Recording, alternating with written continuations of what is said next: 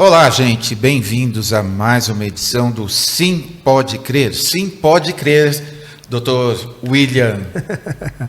Boa, Pava. Oi, gente, tudo bem com vocês? Você que está ouvindo a gente aí pelo Spotify também, ou pelo seu agregador de podcast predileto, aí um abraço, obrigado pela companhia de sempre. Arrebentando os números no Spotify, eu recebi hoje. Você viu?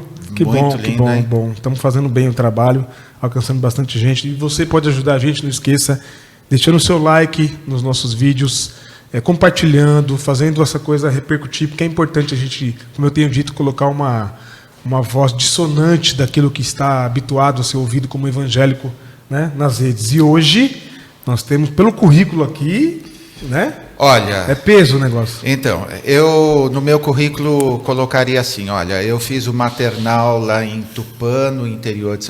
Não, vamos falar de um currículo. Olha, eu peguei só um terço, mas é um prazer imenso receber. A gente já estava esperando uma viagem, porque agora ela é carioca, está lá na cidade maravilhosa, com todo o seu tino para pesquisas e com a sua trajetória de bons serviços prestados para o Evangelho com E maiúsculo e verdadeiro. Bem-vinda, Magali Cunha. Obrigada, gente. Prazer enorme estar aqui, muito bom mesmo. Só vou corrigir uma coisa. Agora eu sou carioca, não. Eu sou carioca desde que eu nasci. Sim.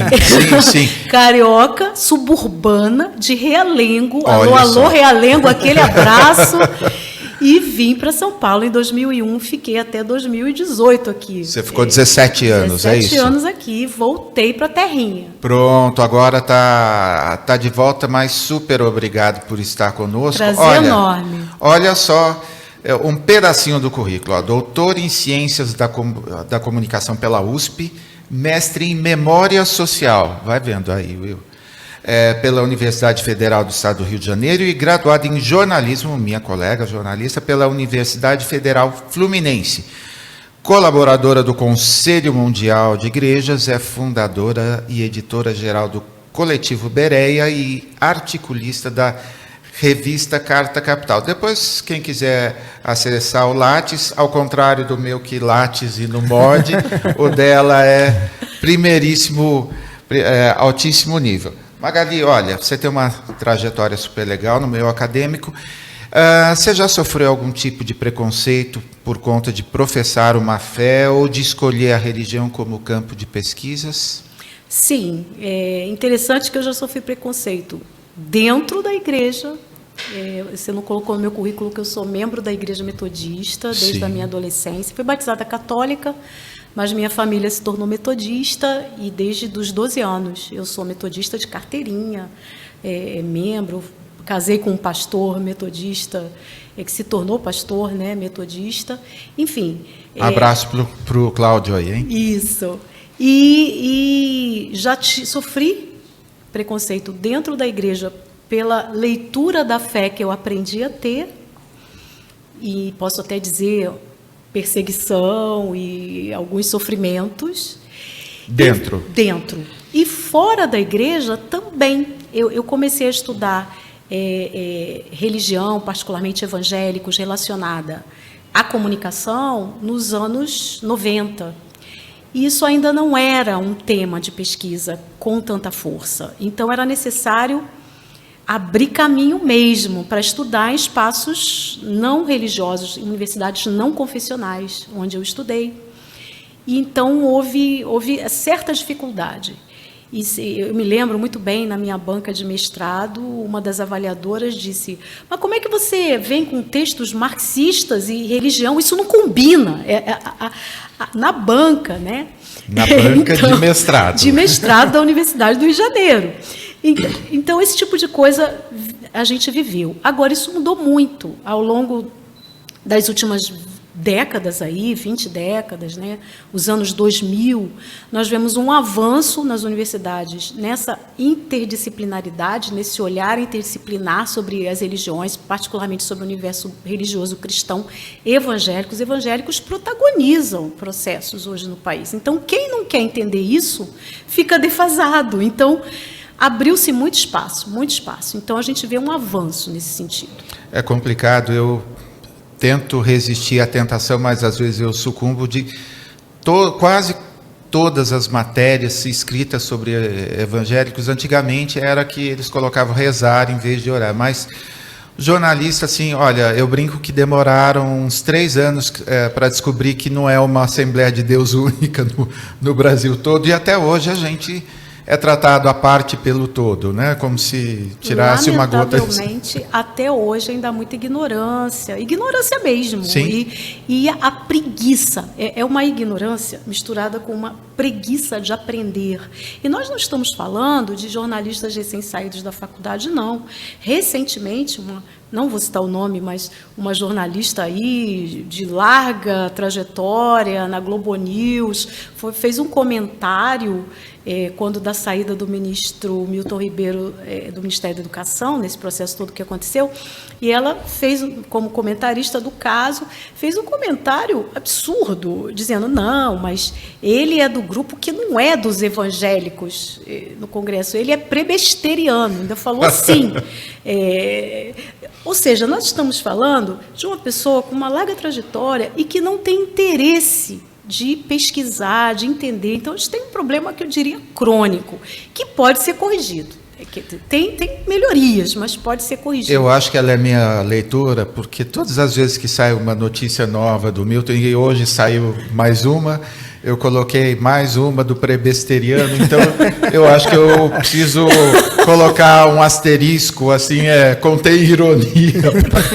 Não Vai ver que é mesmo, hein? Como eu cresci, sempre fui presbiteriana, enfim, sempre teve essas piadinhas, aliás, todas elas péssimas e todas elas politicamente incorretas, né? Batista de cristão só tem o cantor, tal. Eu cresci no meio dessas piadinhas todas horríveis. Não façam um corte só dessa linha para dizer que os meus amigos batistas, imagina, todos eles. Magali, deixa eu fazer só uma pergunta, aproveitando o seu currículo aqui, diante dessa série de coisas que você estuda, de ciência a que você se dedica.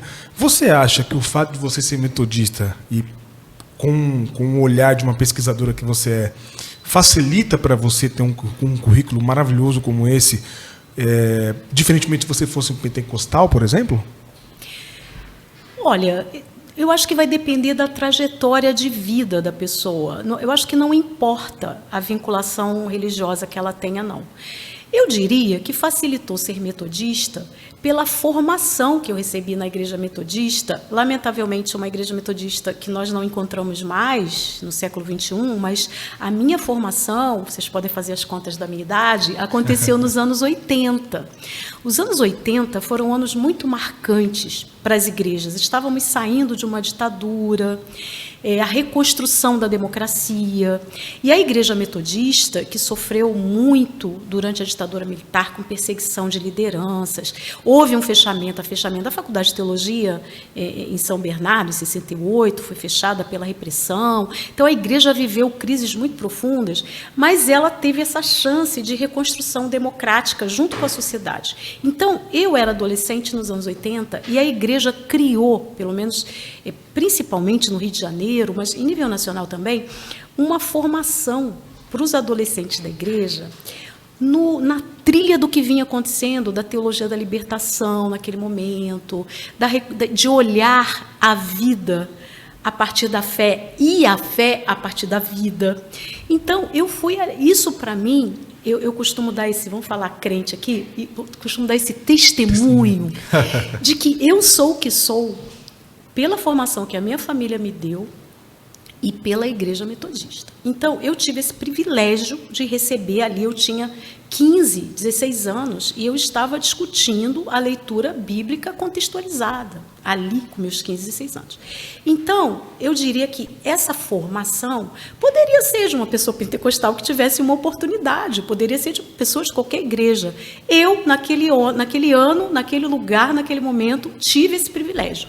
Determinou as minhas escolhas profissionais, e muitos dos meus amigos, que são meus amigos até hoje, daquele período, alguns já estão longe da igreja, outros permanecem, a gente se encontra até hoje, 40 anos de amizade ali, e a gente vê que eles falam isso, olha, minha escolha na área da saúde, minha escolha como advogado, minha escolha como cientista social, foi por causa daquilo que a igreja fez ali.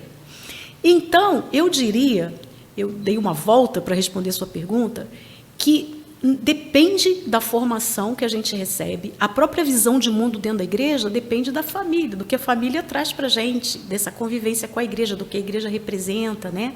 Então, eu acho que me ajudou muito nessa trajetória que eu construí e nesse olhar que eu tenho crítico. Eu tenho que admitir que eu tenho um olhar crítico, que não é um olhar conformado.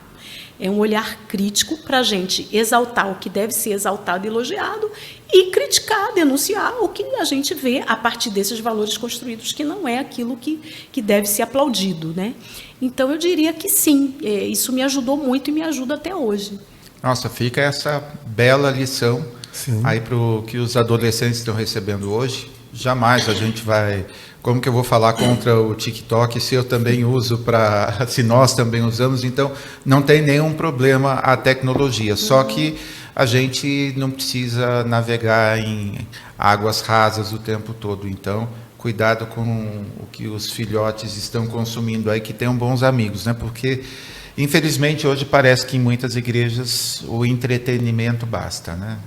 E superficialidade também, né? Total, inclusive nos púlpitos. Pouca profundidade de acreditar que uma pessoa adolescente pode pensar e pode construir coisas. Trata-se o adolescente de uma forma muito infantilizada, como aquela pessoa que só recebe, não tem nada para dizer. Tem muito para dizer, né? Esse é um problema da igreja ou é um problema social brasileiro nosso? É um problema da igreja. Da igreja mesmo? Da igreja. A igreja fala da criança e adolescente como pessoas do futuro, não vem como pessoas de um presente. Eu sou de uma geração na igreja metodista que foi vista como uma geração daquele presente e dali saíram pastores para a igreja, saíram muitos profissionais atuando dentro e fora da igreja, né, pessoas leigas, né, que a gente tem que olhar com muito carinho. E depois eu vi como é que a igreja foi decaindo nessa compreensão, e eu fui convidada depois, em momentos posteriores, a falar em congressos de adolescentes, por causa do jornalismo, por causa de outra coisa, e eu chegava lá e eu via as pessoas sentadas só ouvindo, e aquela coisa de incutir, e pouca oportunidade que trouxessem, construíssem juntos. Na minha geração, a gente falava muito, dizia muita coisa, e o que a gente falava, a gente construía coletivamente, era criticado, avaliado, refazia o caminho, né? É bem Paulo Freire, né? Aquele momento da educação, e que hoje é aí, criticado, condenado dentro dessa lógica aí, que está aí, e eu acho que combina. Então, eu acho que na educação, fora das igrejas, nas escolas, na educação de um modo geral, a gente vê uma valorização maior daquela adolescente que está lá no ensino médio. Eu sei porque eu tenho um filho que agora está na faculdade, passou pela adolescência e acompanhei a educação que ele recebeu, uma educação crítica, de falar, de ser ouvido, e que as igrejas perderam o pouco que tinham, né, nessa área. Meu Deus, olha... Pesquisa da Lifeway Research apontou que 66% dos jovens deixam de frequentar a igreja no período da faculdade. Em São Paulo e no Rio, essa pesquisa é bem mais recente, mais de 30% dos jovens de 16 a 24 anos se definem como sem religião. Em tempos de anticiência, Magali, como não deixar crescer entre os evangélicos um preconceito anti-faculdade, já que esse afastamento e essa pesquisa é americana, mas acontece aqui no Brasil também. Sim, inclusive, se eu não me engano, a Folha de São Paulo publicou recentemente matéria sobre isso, por conta das pesquisas da Folha, de idade Sim. do público religioso, e a idade é bem baixa daqueles que permanecem nas igrejas. Porque justamente se esses adolescentes e jovens estão lá no seu ensino médio, na faculdade, porque a gente saiu da ditadura, a gente tem que lembrar isso. Nos anos finais do século XX, entrando pelo XXI, a gente reconstruiu o currículo. E no currículo foi estimulado o pensamento que tinha sido bloqueado. Eu eu fiz toda a minha formação escolar durante a ditadura, eu não tive filosofia, eu não tive sociologia, eu não tive literatura, eu não tive nada disso. Era português, moral e cívica, SPB, aquela coisa. E na faculdade era EPB, Estudos de Problemas Brasileiros, com o general dando aula. Quer dizer, isso foi a minha formação. É que eu tinha meu pai, eu tinha a igreja ali, né, ajudando, e depois o currículo foi reconstruído para ajudar a juventude a pensar. Então, eu sei, meu filho, sociologia, filosofia, literatura, estimula a leitura, tudo, desde pequenininho, levando para casa um livro da biblioteca para ler. Então, isso, quando essa juventude que recebe essa formação chega na igreja com as perguntas que a escola vai ajudando a fazer e que a igreja deveria ajudar a pensar com o olhar da fé, com essa característica própria das igrejas, que é o olhar da fé, o que acontece? Ela não dá resposta, ela não quer responder, ela não quer enfrentar essas situações que a juventude traz. Então, o que ela faz? Ela condena, trata como pecado, bloqueia, reprime, e aí é um problema, porque aí esses jovens têm que optar. Onde é que eu vou ficar? E aí acaba sendo a escola e a faculdade vilão da história, que estão fazendo a cabeça dos jovens contra a fé. Aí inventa essas coisas todas, né? Esse imaginário de inimigo. E quando o inimigo está dentro das próprias comunidades, no sentido de que, à medida em que elas se negam a olhar para a vida, olhar para as coisas e responder com o olhar da fé, aí vai criando barreiras que elas não enfrentam e elas vão perdendo as pessoas. Nós não temos os dados do censo, mas eu imagino que o número dos chamados desigrejados, sem igreja, ele vai aumentar muito na próxima contagem, porque é muita desilusão, é muita frustração por conta dessa negação dos grupos das igrejas. Eu estou falando igreja de modo geral, não é só evangélicos, não. A igreja católica também está perdendo muita gente. O pessoal fala, evangélico está tirando gente lá da igreja católica. Não, eu acho que quem está tirando é esse meio aí do não igreja. Por tanta desilusão, frustração. A gente tinha no Brasil o católico não praticante, e hoje a gente tem o evangélico não praticante. Exatamente. Né? E tem até essa terminologia nova, né? Ex-evangélico. Ex-evangélico, a terminologia, porque está num crescente. Se já era um fenômeno no último censo, porque já apareceu com força, vai aparecer com mais força. Há estudiosos, eu não mexo tanto com essa coisa de estatísticas, mas gente da sociologia que está mexendo com isso, que prevê que a gente tenha no próximo censo 3 blocos, né? O grupo evangélico que está nas igrejas, o grupo católico e esse grupo sem igreja.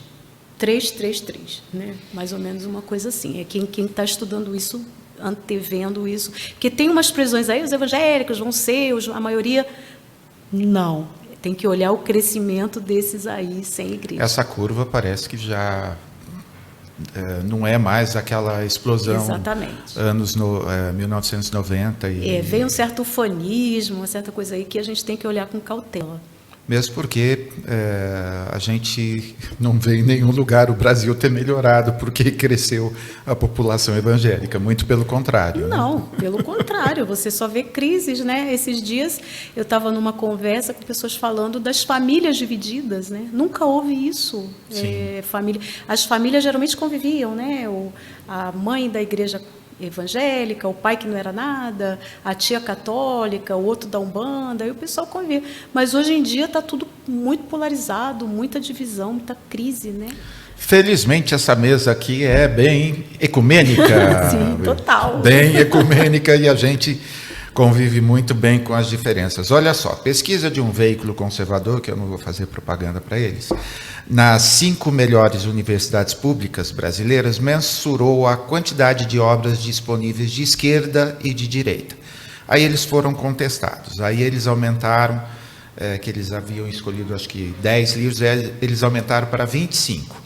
E o resultado apontou que existem nessas bibliotecas 4 obras de esquerda para cada livro de direita, ou seja, uma proporção assim. Nas igrejas, eu imagino que, isso naquelas que têm biblioteca, que a proporção deve ser inversa. estou dando essa voltinha aqui para como a gente pode ajudar os cristãos a pensar, porque eu vi professores, reitores, dizendo que a universidade é um lugar do livre pensar e que sempre vão vir ideias de contestação para que você possa refletir em vez de se conformar. Na igreja é exatamente o oposto, né? Em vez de reformar, você deve se conformar. Como que os cristãos podem pensar mais? O caminho é sempre o caminho da pedagogia dialógica, que já é uma pedagogia que não é novidade nenhuma, porque no Evangelho ela está lá. A pedagogia, Jesus tem uma pedagogia, o Evangelho mostra uma pedagogia, que é uma pedagogia dialógica, da conversa, do lançar a pergunta, de fazer a pessoa pensar, aí na forma de buscar a resposta, a pessoa já vai refletindo, e a gente vai ver que em vários momentos o próprio Jesus ele tem que mudar de ideia, né? Porque ele mesmo ele lançava a pergunta, ele tinha a resposta, e com a resposta ele refletia e refazia o caminho. Então, essa pedagogia dialógica, que é uma pedagogia freiriana, e aí eu volto ao Paulo Freire de novo, não é à toa que Paulo Freire é uma referência para o mundo inteiro em pedagogia, de fazer o aprendizado acontecer por essa troca. Ele fala, ninguém ensina ninguém, né? Todo mundo aprende junto, né? Então, isso é o que falta, porque nas igrejas, de um modo geral, no cristianismo, a pedagogia ela é uma coisa dirigida. É alguém que fala e alguém que escuta.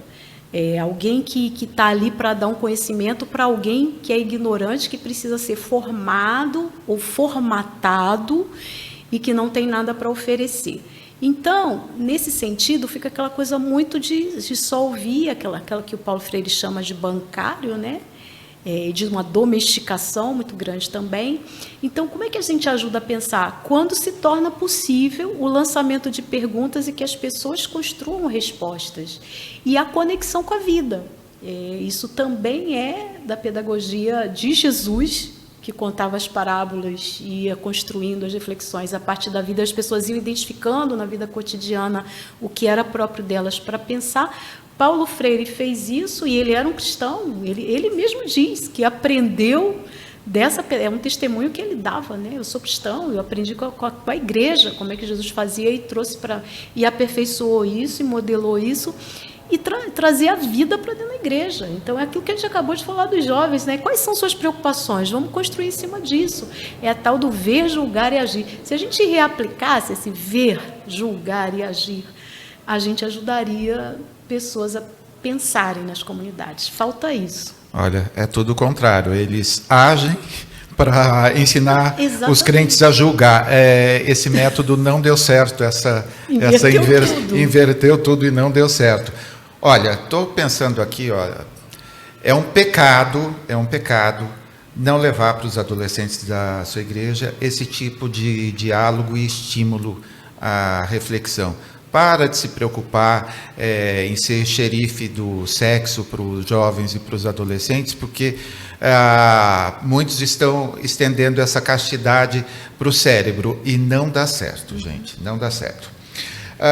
Magali, eu vivi a uma certa distância, mas sempre tive muito carinho, trabalhei inclusive lá para a Universidade Metodista, com redes sociais durante um bom período, e um dos arrependimentos que eu carrego na minha vida é não ter feito meu mestrado em Ciências da Religião, bem na época que todos os meus amigos estavam fazendo tal, enfim, péssimo, é um grande arrependimento. Mas me conta um pouquinho, houve um projeto de desmonte ou já era um prenúncio dessa crise financeira que estourou mais agora, talvez, acho que foi no ano passado, não foi? Sim. Foi ideológico, foi administrativo? Porque eu lembro que eu fiquei assim muito chocado, lembro que eu li tudo o que você publicou e assim, essa página é meio nebulosa para mim. Sim, é uma mistura de situações. Primeiro eu devo dizer assim que os 17 anos que eu trabalhei em São Bernardo com a Universidade Metodista de São Paulo marcaram a minha vida E eu devo muito de muita coisa que eu alcancei em termos profissionais, como professora, como pesquisadora. Eu trabalhei 12 anos desses 17 na Faculdade de Teologia, como professora de comunicação, e aprendi muito. Outro dia eu estava, no lançamento do meu livro no Rio, eu estava contando, que alguém me perguntou no lançamento, como você passou a conhecer melhor os evangélicos, né? E eu contei da minha experiência, como o Will perguntou, mas falei do tempo da Faculdade de Teologia em que eu dava aula para gente de 34 igrejas diferentes. Ali, olha só. né, no curso matutino e noturno. Nessa convivência, eu colocava o pessoal para falar, no curso de comunicação, eles contavam as histórias, a gente construía a aula a partir do que o pessoal falava. Então, eu aprendi das histórias que eles contavam, ia às igrejas, o pessoal me convidava, eu ia lá. Então, isso foi um aprendizado imenso. E depois fui para a pós-graduação em comunicação, trabalhar ali com comunicação e religiões na pós-graduação, também foi um período da pesquisa, da orientação, uma troca muito grande. Então, foi um período muito rico. E aí a gente chega aí, nessa fase aí, depois dos anos 2010, as igrejas, eu vou abrir um parênteses aqui. As igrejas, elas foram se fechando muito. Há muita abertura que elas viveram no período de democratização do país. Elas foram se fechando e isso coincide com o Brasil, porque o Brasil também foi se fechando. Então, a gente vê o crescimento de uma coisa que a gente chama hoje de bolsonarismo, que não se deve ao Bolsonaro. O bolsonarismo, ele é maior do que o Bolsonaro. A gente vê um processo de conservadorização, eu estou inventando essa palavra aqui, mas para dizer que é um conservadorismo que já estava ali, mas ele foi se fortalecendo como uma reação a movimentos da sociedade, a avanços que alguns grupos acham que são incompatíveis com o que o Brasil deveria ser, entre eles as igrejas, né? Então, a universidade, ela tem avanços, ela tem, ao longo do tempo, principalmente nas últimas décadas, ela avançou muito em termos de conteúdo, em termos de forma de pesquisa. A gente teve aí eu estava numa universidade privada, o ProUni, trouxe para a universidade privada as pessoas das periferias. Isso, poxa, a gente via ali na prática o que significava. Alguém que vem de Diadema, ali eu estava no ABC, né? Zona Sul de São Paulo, que vinha de áreas periféricas e trazia para a universidade sua experiência de vida. Eu lembro de alunos fantásticos. E o pessoal do ProUni tinha que ter nota boa. Então, era o pessoal de nota boa, que vinha com conteúdo fantástico. Então, a universidade foi mudando. E teve gente que se incomodou com isso. Porque, na cabeça formatada, conservadora, não era para ser assim. Não era para ter oportunidade para essas pessoas. As pessoas estão tirando vaga do não sei quem. E aí isso entra nessa discussão. E a igreja já vinha, particularmente a metodista, de um fechamento, porque ela saiu do CONIC, do Conselho Nacional de Igrejas, em 2006 foi fundadora, mas saiu porque não queria estar mais junto com a Igreja Católica, era um absurdo estar com a Igreja Católica. Foi havendo um fechamento e foi se fechando, e alguns grupos achando que as instituições de educação estavam fazendo mal à igreja, porque estavam trazendo elementos ideológicos incompatíveis. Então, as igrejas foram acompanhando essa conservadorização que o Brasil foi vendo, que culminou na eleição de Jair Bolsonaro. Hoje a gente vive um ápice desse momento, com uma extrema, a gente vive o extremismo, né, de tudo isso.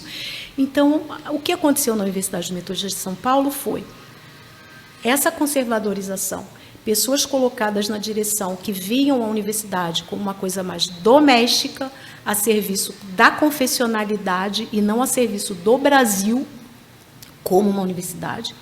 Em segundo lugar, aí a gente tem a questão ideológica.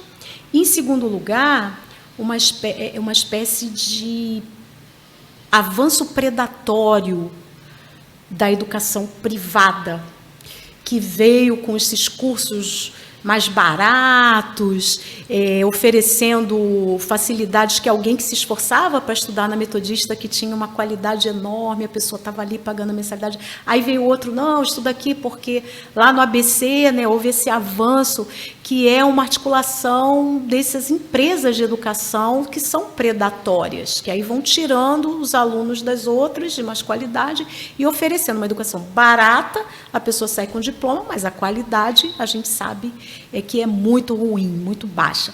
Então, essa coisa predatória foi tirando alunos, então veio a crise financeira, então junta o problema ideológico, o conservadorismo, o problema financeiro e a forma como a igreja, suas lideranças foi interpretando. Isso não é só a metodista não, viu, gente? Isso é uma questão mais ampla, por isso eu acho que a gente tem que olhar esse contexto de uma forma mais ampla para entender que vem no movimento e aí culmina no Bolsonaro fazendo isso com a educação no país. Quer dizer, então, eu diria que algumas igrejas com suas instituições precederam o que está acontecendo hoje no Brasil. Elas já estavam vivendo aquilo ali. Então, o que aconteceu ali e que eu lamento, todo mundo que trabalhou ali lamenta ver a deterioração de uma instituição de universidade de mais de 40 anos, com peso histórico que se tinha ali, mas, lamentavelmente, diante desse quadro que eu descrevi aqui brevemente, né? Agora, Magali, a gente está falando de uma deterioração, fora uma série de investigações que parece que vão ficar para depois das eleições, e com pastores que foram funcionários graduados de universidades, contribuindo para que isso ocorra. Não existe mais temor a Deus, assim, as pessoas não têm medo de Deus mais. É por isso que eu digo que as igrejas, elas fazem parte desse processo já desde antes. Que nós estamos falando aqui vem dos anos 2010 em diante. A gente veio percebendo isso acontecer. As PUCs também, elas sofrem com o que a Igreja Católica vive, numa menor incidência, mas sofrem, né? Então, nós vemos as igrejas comprometidas porque é a ala ideológica, conservadora, que não tem nada de religiosa, lamentavelmente. São pessoas de igreja, mas que fazem política com base na sua inserção religiosa. Então, é uma visão, trazer uma visão política, um comprometimento político que chega no nível em que nós estamos, carregando o nome das igrejas, porque são pessoas de igreja, né, nesse comprometimento político. E, de alguma forma, existe assim, um adornamento, está bonito hoje, hein? Um adornamento porque em posições estratégicas nas universidades ligadas a igrejas, então, são acomodados alguns líderes e, de alguma forma, como que então, muda, não é mais só a universidade não sei o quê, tem que colocar o presbiteriano, tem que colocar o nome junto para difundir, escapou. Isso, entre os adventistas também acontecendo, vai melhorar ou vai piorar? A pitonisa Magali agora. É muito difícil da gente dizer. Me deu desespero agora. Não, é muito difícil da gente dizer. Alguns dizem assim, pior do que está, é muito difícil. Todo dia piora. Né? Mas o que eu vou dizer aqui, eu não estou falando baseado na minha esperança. Porque se a gente olhar, e aí eu fiz minha formação também em memória social, eu tenho uma paixão pela questão da memória, eu tenho um curso de história abandonado na universidade porque eu não consegui fazer por causa de trabalho, então fui fazer na pós-graduação a memória. Então a gente aprende que a memória ela tem isso, né? Quando você olha para o passado tem que iluminar o presente e o futuro, né? Então, o que a gente vê no nosso passado aí mais recente? A gente tem altos e baixos, a gente vai. Então, tem aberturas e fechamentos. A gente está no momento de fechamento, como já foi no passado, mas vai vir a abertura, vai vir, ela virá. e virá com um peso muito grande sobre os grupos religiosos. Eles vão pagar um preço sobre o que eles estão praticando. Esse preço virá, já está vindo. Nós falamos aqui de números de pessoas que saem, que abandonam, isso já está acontecendo. Mas a gente tem uma quantidade muito significativa de pessoas atuando na contramão dessa tendência. E elas estão atuando dentro das igrejas, fora das igrejas, no campo da educação. Se ainda temos a educação aí resistindo, é porque esse desmonte ele não foi feito de forma total, é porque nós temos aí pessoas comprometidas que estão dando a vida para segurar essa onda, né? Então eu acredito muito nisso, nessa resistência, que é parte da nossa história, desde a colonização. Né? É nós na resistência aí, né, parça? E a gente tem que se agarrar nisso, né? Lindo. Eu estou apaixonado, fazer uma pausa aqui, estou apaixonado pelo... Nada como entrevistar uma professora, porque ela vai falando de uma forma assim tão didática e tão gostosa de ouvir, assim, fruto de muita vivência, muita reflexão sobre isso. Lindo, Magali, lindo demais. Olha... Então, vou falar de coisas não lindas. O maior jornal do Brasil é a Folha Universal, só para ir para o outro posto. Um panfleto da igreja. Os principais sites gospel são igualmente engajados com o governo, inclusive na hora de replicando fake news. Remetendo a Rui Barbosa, a gente conversou um pouquinho sobre visão antes de estar no ar, a nossa vista evangélica é míope, hipermétrope, astigmática ou tudo ao mesmo tempo? Vamos no tudo ao mesmo tempo. Tudo ao mesmo tempo, né? Essa questão aí da comunicação nas igrejas, ela é muito interessante, porque você citou aí jornais e grandes mídias, que a gente pode chamar de grandes, né, pelo alcance que tem, grandes mídias gospel nesse universo digital, que realmente marcam, elas determinam, elas dão o tom do que é essa comunicação. E é interessante que se a gente veio até os anos 2000, mais ou menos, com uma comunicação que era para dentro, esses grupos falavam para dentro, eram notícias do mundo evangélico, notícias, conteúdo voltado para as igrejas e tal. Dos anos 2000 para cá, esses grupos romperam essa fronteira e passaram a tratar de temas que ultrapassam as igrejas. Isso é uma coisa muito bacana, eu olho isso de uma forma positiva. Você tem lá no site gospel, na Folha Universal, a seção de saúde, de moda, política, muito legal, quer dizer, uma coisa positiva, porque abriu aquela fronteira que separa sagrado e profano, mundo, igreja, e está lá trazendo os temas. Só que o que a gente vai perceber, o que a gente acabou de falar aqui antes, que esse alinhamento ideológico, político que foi feito, é que trouxe o comprometimento na saúde dessa comunicação. É uma comunicação nociva, porque ela tem um comprometimento ideológico. Eu não diria nem teológico, porque teológico já tinha. Historicamente é uma teologia conservadora, branca, anglo-saxã, construída nas bases dos que os missionários trouxeram e outras influências, né? Você falou dos livros, essas influências que vêm do norte. Tudo bem, isso já está no DNA do mundo evangélico, tudo bem. Mas a questão do alinhamento ideológico extremista, né, de uma extrema direita, isso comprometeu bastante, porque aí o que a gente vê?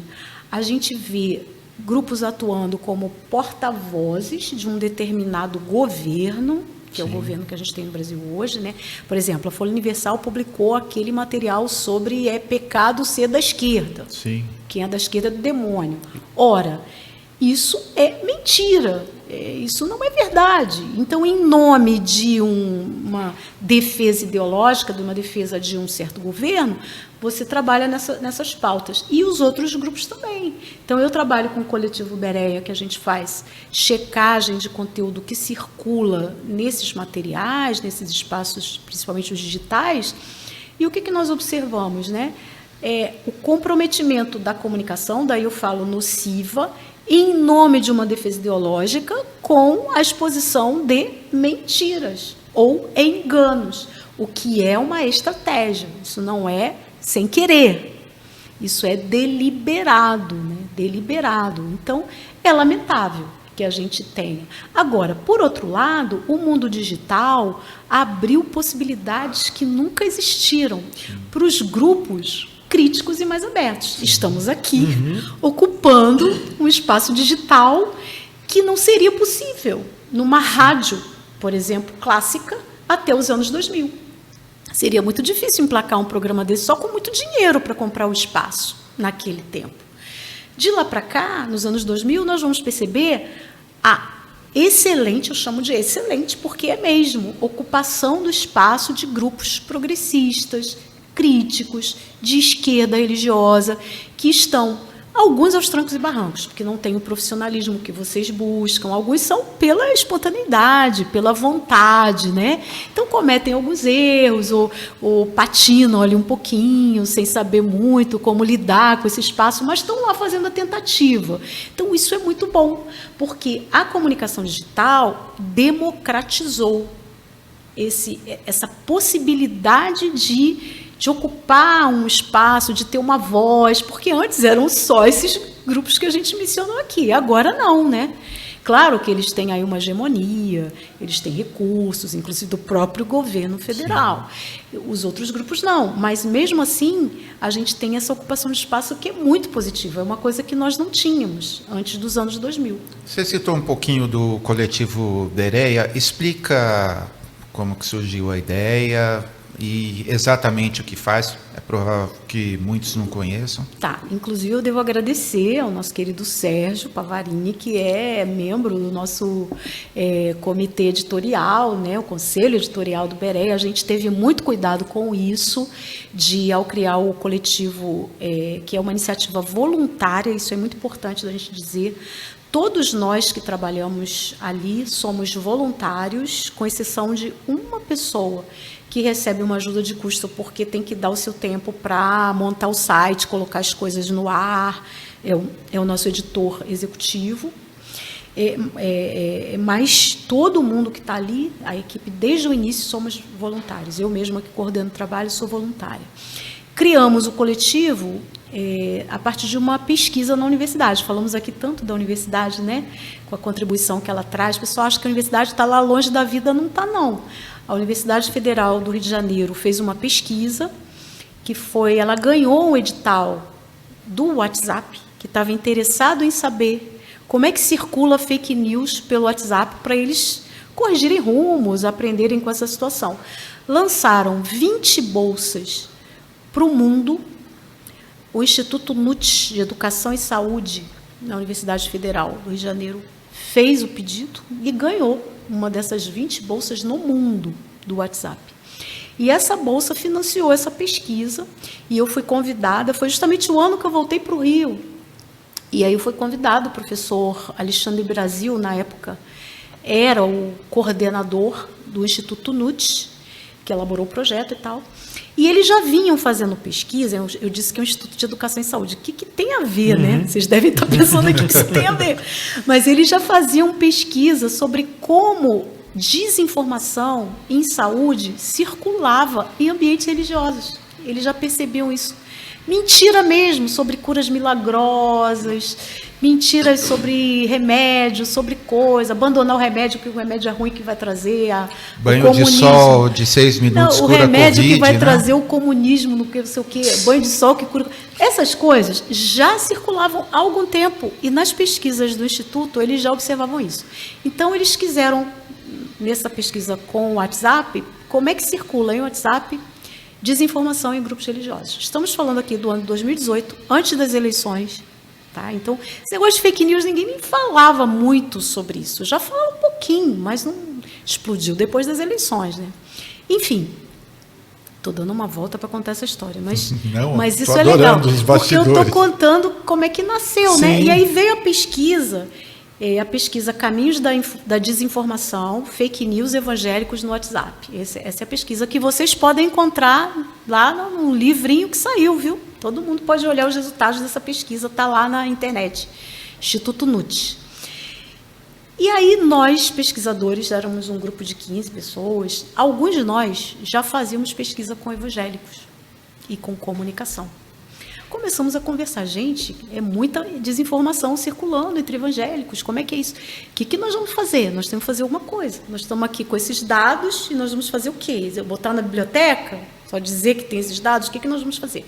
Vamos criar um projeto de enfrentamento dessa desinformação.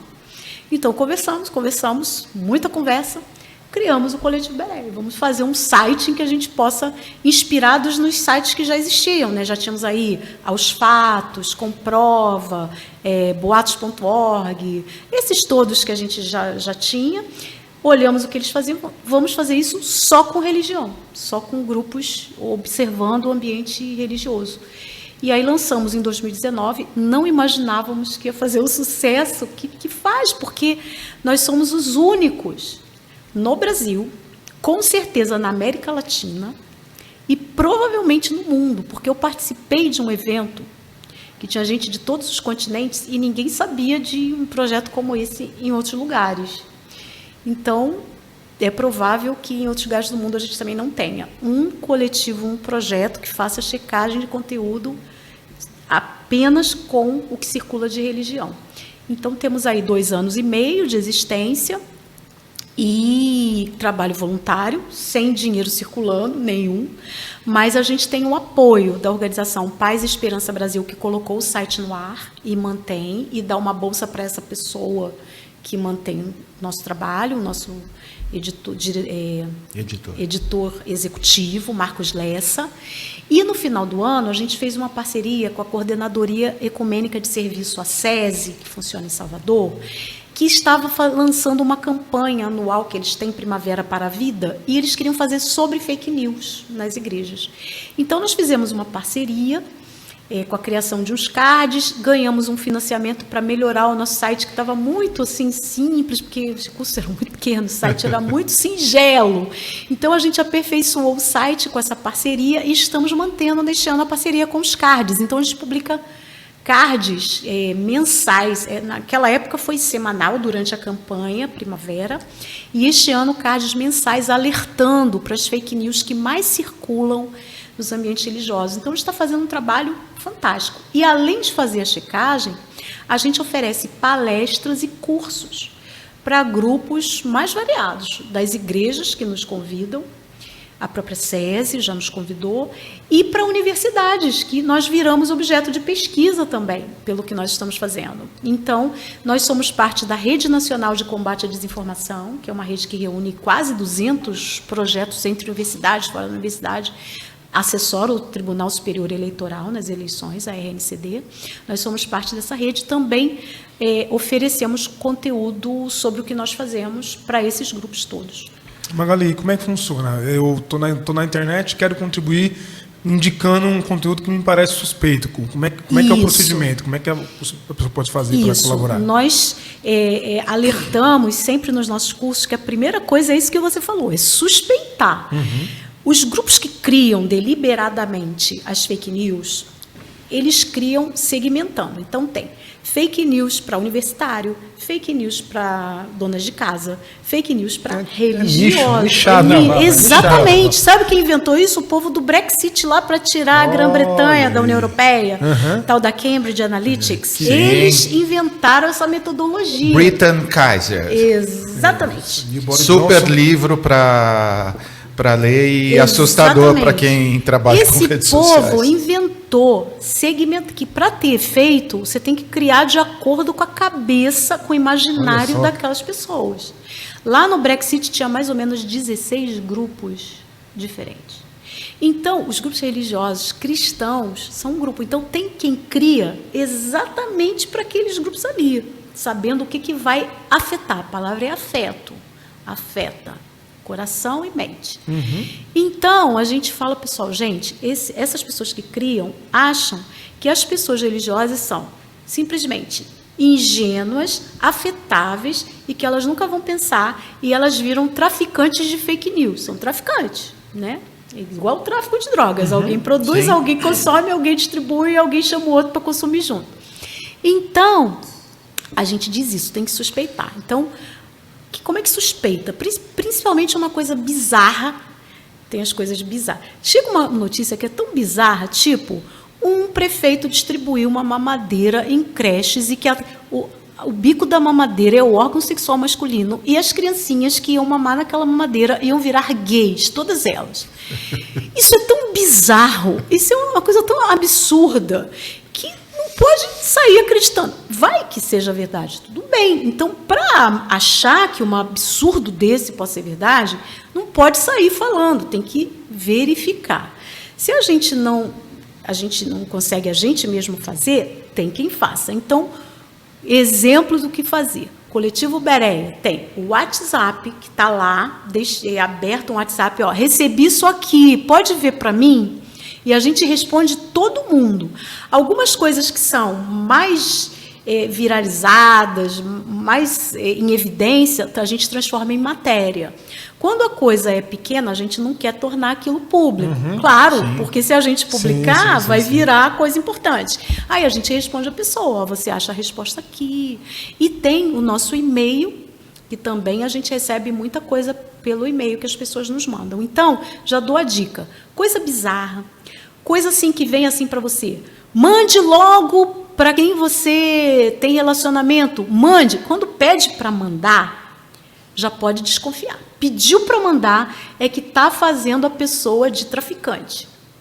Então, pediu para mandar, verifique. Se não consegue verificar por si, manda para a gente, que a gente vai responder. Outra coisa é quando tem uma informação, não sei se vocês já viram, eu já vi muito. Tem um missionário que o Estado Islâmico já matou umas 20 vezes. Ah, sim, muitas. Vai morrer amanhã. O missionário que está no Afeganistão. Eu já vi esse homem morrer umas 20 vezes. Eu estou rindo, mas é de nervoso, gente. Então, diz assim, amanhã vai morrer. Amanhã quando? Amanhã quando? Então, essa é uma característica dessa mentira. É o pânico, vai morrer alguém, vai matar alguém, vai acontecer tal coisa. Uma coisa que gere pânico e que não tem data e não tem fonte. Se for observar, quem está mandando isso? De onde veio? E, geralmente, o missionário tem um nome bem genérico, né?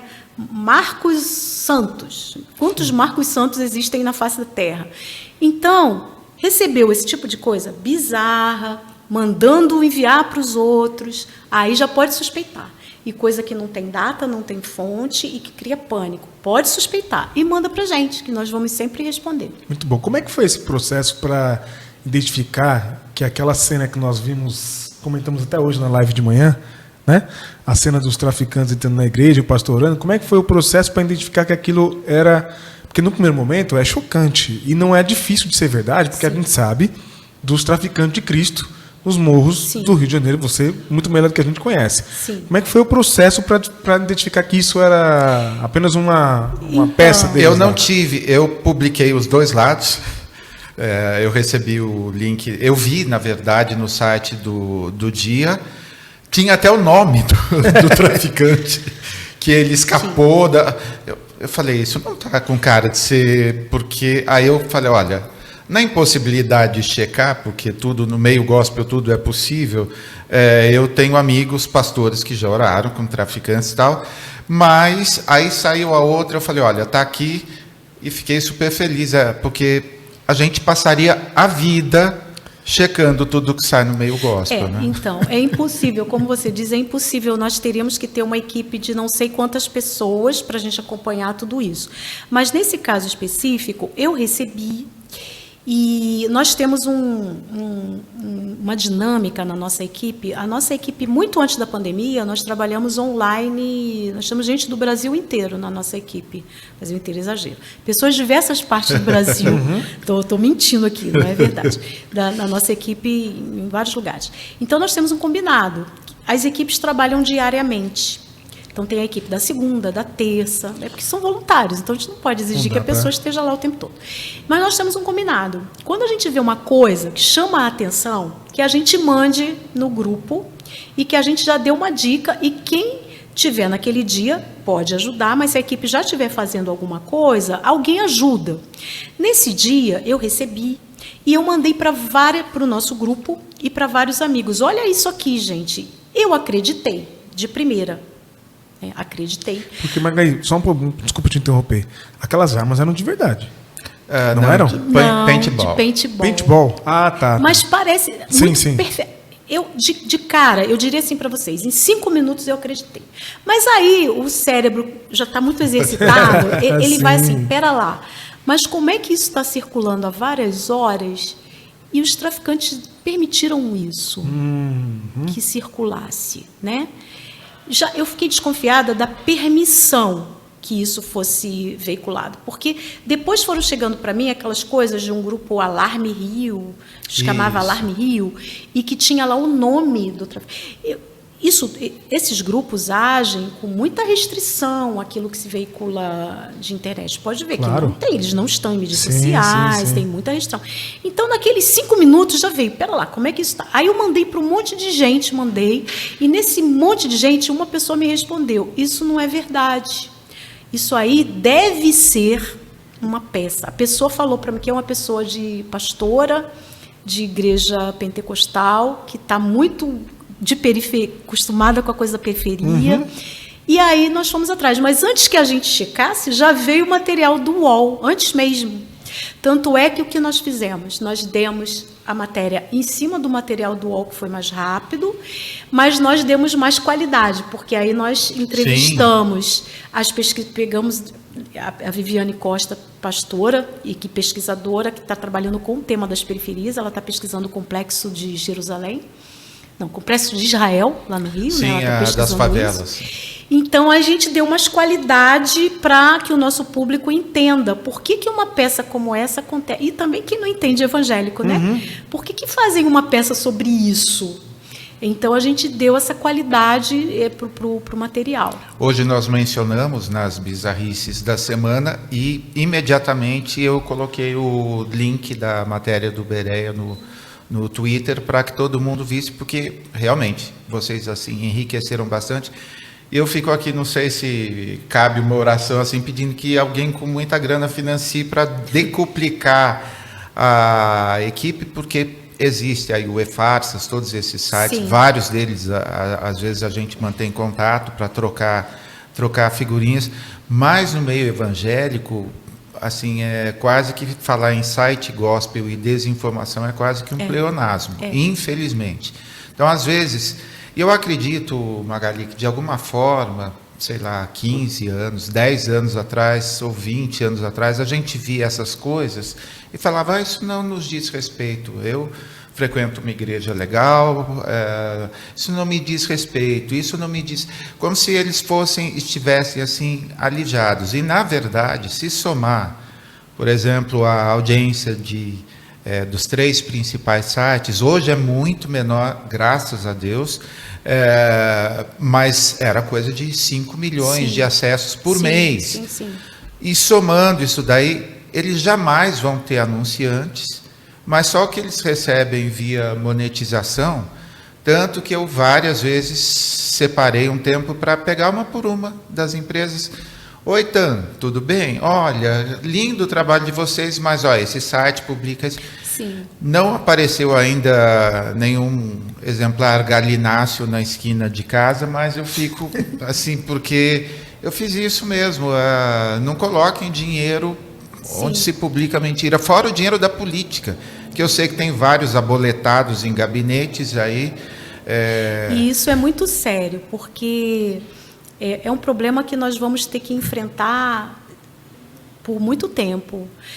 E é muito importante, nós sempre alertamos que a desinformação em ambientes religiosos, ela não alimenta só grupos religiosos.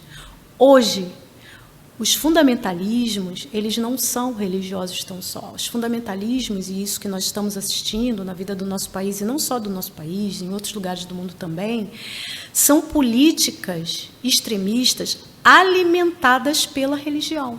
Então, existe uma matriz religiosa. E esses grupos gospel e que produzem esses conteúdos que desinformam no ambiente religioso acabam alimentando o ambiente político também. Então, são grupos que também servem a atuação desses fundamentalismos que extrapolam o mundo das igrejas e criam políticas, colocam pautas que interferem em temas de interesse público de forma muito intensa, baseados em matriz religiosa. Então, essa desinformação, com base na religião, alimenta esse contexto. Então, é muito sério. O trabalho que o Coletivo Bereia faz, eu chamaria, no ambiente que nós temos, na linguagem religiosa que a gente tem, de um ministério. É um ministério, é uma vocação evangelística, no sentido de mostrar qual tem sido feito o uso da religião para atividades iníquas. É a palavra que eu encontro também, são atividades iníquas. Então, nós não quisemos, nós trabalhamos de forma voluntária, esperamos consolidar o trabalho para a gente buscar algum financiamento para a gente reforçar o nosso trabalho com profissionais. Mas a gente não quis publicidade, nada disso, porque isso interfere na credibilidade que a gente trabalha muito para conquistar, né? Então, a gente espera poder lançar aí alguma campanha e obter algum recurso para a gente fortalecer, porque esse problema nós vamos viver ainda por algum tempo, lamentavelmente. Olha só, eu imagino que vocês sejam, vocês não, nós, sim. Sejamos ignorados ou espinafrados pelo... Quem foi que fez um trabalho aí sobre os principais difusores de fake news? Eu não estou me lembrando qual organismo que fez, e que ele mencionou vários desses que tem gospel no nome, assim como alguns dos principais, e não foi um trabalho assim religioso, foi assim... Isso tem alguns anos, foi em 2018, você está se referindo a uma pesquisa de um laboratório da USP junto com a Universidade de São Carlos. Essa mesmo. E a revista Época fez uma matéria grande. Na verdade, na época, esse material não foi muito divulgado, não. Foi uma pesquisa da universidade e que a revista Época, que nem existe mais, lançou uma matéria chamada Pinóquio, alguma coisa assim, os Pinóquios. Eu não lembro o título da matéria, mas a gente ainda acha a matéria na internet. E eles levantaram os 10 principais, e o número 1 era o Gospel Prime. Olha isso, Will. O número 1. Eu cito, já tinha visto. Eu vou citar o nome porque eu sei que a gente precisa saber.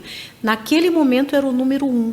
E esse Gospel Prime foi citado na CPMI das fake news. Isso, também. É parte da investigação. Lamentavelmente, uma CPMI que foi interrompida com a pandemia e por pressões, porque ela chegou onde não se queria que chegasse, né, o chamado gabinete do ódio com provas, e isso parou, e a CPMI das fake news certamente não terá as suas atividades retomadas. O nome da matéria, Magali, O Exército de Pinóquios. Isso, exatamente. De 19 de abril de 2018. Perfeito. É isso aí. Antes das eleições. Eles já estavam trabalhando com o prenúncio do que aconteceria no processo eleitoral.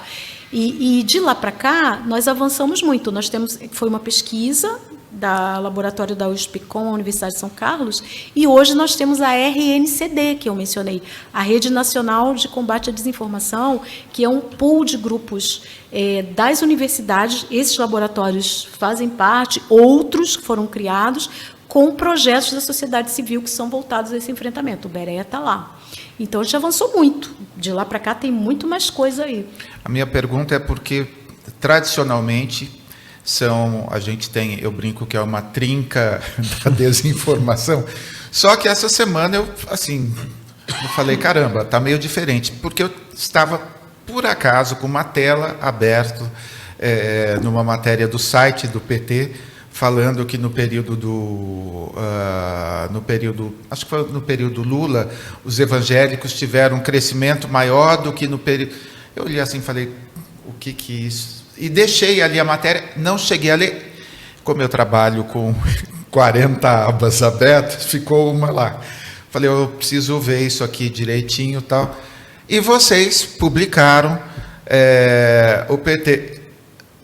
Eu falei, caramba, eu diria que, assim, de alguma forma, eles não estão muito acostumados a esse tipo de apontamento também. Teve alguma repercussão? Como que foi? Então, uma das críticas que o Bereia sofre, nós não temos muita resistência de leitores, a gente não recebe, a gente sempre se preparou para receber, material de ódio, material crítico, porque a gente trabalha só uma Vocês vez. colocam print lá com o nome, com a foto do Exatamente. logotipo, A com gente tudo. só preserva nomes de pessoas quando Sim. a gente trabalha com algum perfil pessoal, né? Isso a gente não coloca.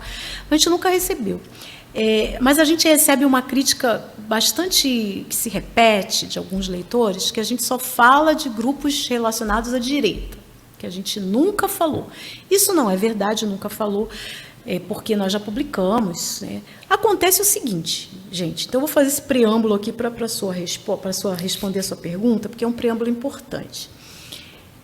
Pesquisas no mundo, em outros lugares do mundo, e no Brasil também, mostram que são os grupos de direita que usam as fake news como estratégia. Perfeito. Existe uma coisa que é você espalhar um conteúdo desinformativo, e aquele que espalha intencionalmente produz porque quer ferir alguém, interferir, influenciar a decisão de um grupo.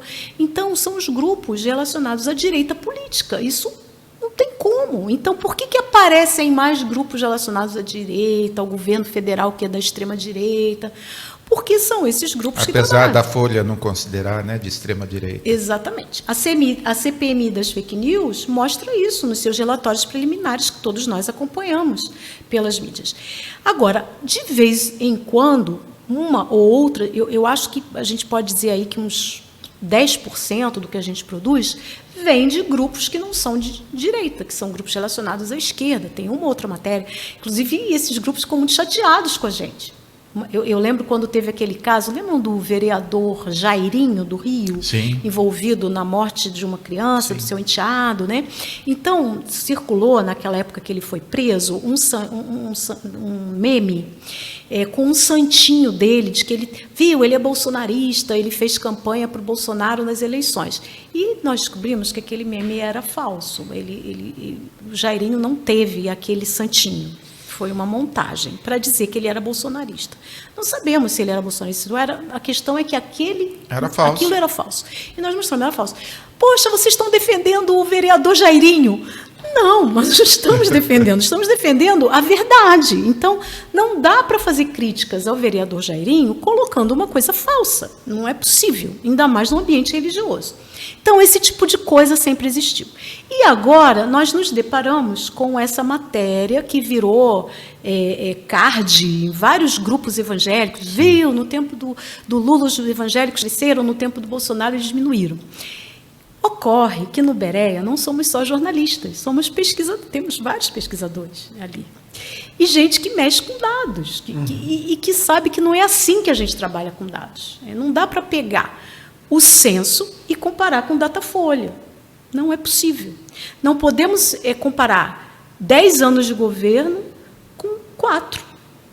Mas é também óbvio, né? A não ser que se faça a metodologia correta para isso. Não é um simplismo de pegar um número aqui e dizer aqui está grande, aqui está pequeno. Até se pode, mas tem uma metodologia que não foi feita. Então, nós classificamos inicialmente como enganoso.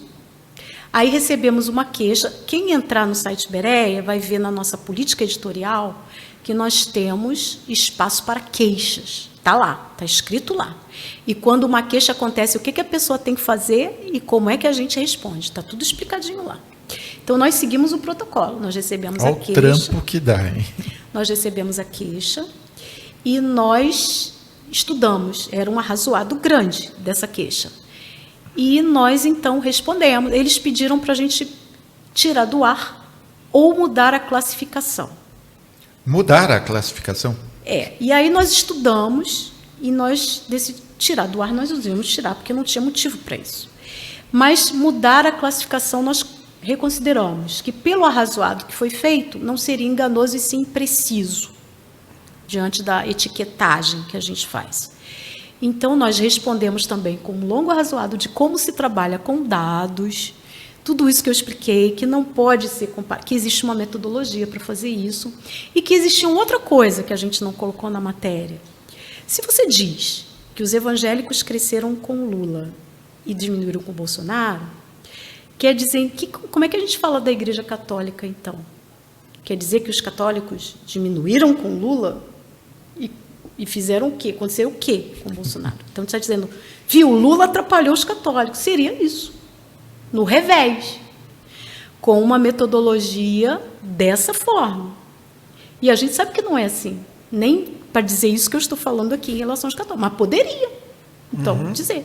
Então, o Lula avançou os evangélicos e diminuiu os católicos, então o Lula fez mal para os evangélicos. Esse tipo de coisa. Então, nós temos um cuidado enorme. Então, fizemos um arrazoado, respondemos e mudamos a classificação, porque o que foi argumentado... então, se são os dados, é uma imprecisão e não um engano, tá certo. Então, vamos mudar a etiqueta. Então, a gente mudou a etiqueta, mas a matéria permanece. Que orgulho que dá ouvir essas coisas, né? Na verdade, eu fico imaginando se vocês fossem passar o dia fazendo isso para a chamada mídia gospel, assim, seria, não é nem uma faculdade, uma pós-graduação, seria assim uma alfabetização jornalística, assim, porque todos os dias eles pegam lá a tábua das leis e pecam ao mesmo todos os dias, em todos os mandamentos eles fazem bingo lá no Faltão. Olha, tem uma pergunta do Andrade, nosso parceiro Andrade, nosso querido, sócio. Um abraço. Lá na Bahia. Como resultado dos fracassos do governo do Inominável, já mencionado aqui hoje algumas vezes, é possível prever consequências como o esvaziamento de igrejas e diminuição da bancada evangélica? Olha, eu diria que é muito difícil prever, né, tudo isso. As igrejas, elas têm tido, já falamos isso aqui, uma diminuição. Vamos aguardar o censo, né, em termos de números, e que se dá por uma série de fatores. Não é só pela questão política, né? A gente tem a questão política que causa aí divisão, problemas, tensões, mas nós tivemos uma pandemia no meio do caminho e nós podemos dizer que as igrejas nunca mais serão as mesmas depois dessa pandemia. As igrejas fecharam por medidas sanitárias e acontece que teve gente que descobriu que não ir à igreja não fazia diferença para a vida das pessoas. Perfeito. Lamentavelmente, e isso tem que ser perguntado, isso tem que ser avaliado. As igrejas não podem buscar o caminho simplista de dizer: o demônio agiu sobre os governos que fecharam as igrejas, então são contra as igrejas durante a pandemia. Não, houve uma medida sanitária, as igrejas fecharam. E por que vários membros não retornaram quando as igrejas voltaram? Por quê? Qual é o motivo? Né? Então, são perguntas que as igrejas precisam. A gente falou aqui de educação dialógica, pedagogia dialógica, faz parte da pedagogia dialógica sentar agora e conversar sobre essas coisas. Há um alinhamento de evangélicos com o governo de extrema-direita. Qual o efeito que isso tem para a nossa vida? É a hora de sentar e perguntar. O que acontece é que as pessoas estão fingindo que nada está acontecendo. Então, não estão fazendo a pergunta. Estão preocupados se tem que ter o jogo de azar, não sei aonde. Estão preocupados se a moça de 11 anos tem que ser impedida, de menina, né, criança de 11 anos tem que ser impedida. Fica ali discutindo, quando está acontecendo muita coisa interferindo na realidade de vida dessas comunidades, e isso não está sendo conversado e refletido. Então, eu acho que na conjuntura que a gente está vivendo, que tem alinhamento ideológico à extrema-direita, uma pandemia no meio do caminho e possibilidades múltiplas que as pessoas têm de pensar e olhar para as igrejas de um modo crítico, que sim, que a gente possa ter uma variação negativa nesses números, mas a gente tem que esperar o censo acontecer. Vamos ver o que vai acontecer. Mas as perspectivas não são muito positivas para as igrejas, porque são situações que chacoalham, né, com essa realidade que vinha de uma forma tão confortável, e ela não é mais confortável. E, de alguma forma, a gente está, como sempre, reprisando algo que está acontecendo nos Estados Unidos também, onde Sim. me parece que 30% Exatamente. dos membros das igrejas não retornaram após a pandemia. Exatamente. Eu agradeço a pergunta do Andrade, né? O Andrade. Andrade. Obrigada, Andrade. E uma coisa, o que não pode fazer é buscar uma resposta imaginária de que há o mal agindo. Claro, gente, a gente acha, quem tem fé, imagina que o mal exista e ele aconteça nesse mundo. Mas ele não está sentado preparando alguma coisa contra a igreja na forma que ela está aí. As igrejas estão agindo contra elas mesmas. Eu nas brinco suas que, atitudes. com a qualidade de líderes que a gente tem, o diabo tirou férias de 7 anos, mais ou menos, porque a gente já se ocupa em destruir o pouco que restou. É uma autodestruição, né? Infelizmente. Mais alguma questão, Will? Não, só dizer que nós tivemos uma aula mais uma vez aqui, né? Um convite à reflexão. Convite à reflexão. E mais uma vez, assim, um coração aquecido Sim. de ter gente como você, Que bom, Magali, que bom essa no conversa, rebanho. né? Muito Fiquei bom, muito gostoso. contente de estar com vocês aqui, com as pessoas que nos assistem. Olha só, para defender a verdade maiúscula lá de João, trabalhando com a outra verdade, então, meu coração de jornalista hoje ficou assim, muito mais encorajado ainda. Magali, querida, muito obrigado por ter vindo. Aproveito para agradecer a sua audiência, os seus compartilhamentos, os comentários super gentis que a gente não consegue responder um por um, mas todos os dias, assim, só nos áureos tempos do Pavablog que assim, a gente foi tão inundado pelo carinho de vocês, e isso assim, pela oração inclusive de vocês. Logo a gente vai precisar de dinheiro também para conseguir sustentar essa estrutura linda, mas obrigado você que tem nos acompanhado e compartilhado, e faça isso, compartilhe com os jovens, com os adolescentes, o papo de hoje que vale demais. Muito bom. Magali, super obrigado mais uma vez. Eu que agradeço, gente. Obrigada. Obrigado ao pessoal da Usina Colab, obrigado à nossa equipe técnica que hoje está Toda concentrada. toda no Ed. concentrada no Ed, que acordou cedo, já nos acompanhou de manhã. Exato. Né? Não, de manhã estava lá pedindo para a gente não atrasar. Eu tentando acordar e ele lá já Boa. nos dando bronca lá. Pô, super obrigado, é um prazer imenso a gente poder oferecer um conteúdo de qualidade, e seguimos juntos. Aquele abraço, gente. Valeu, gente. Obrigado.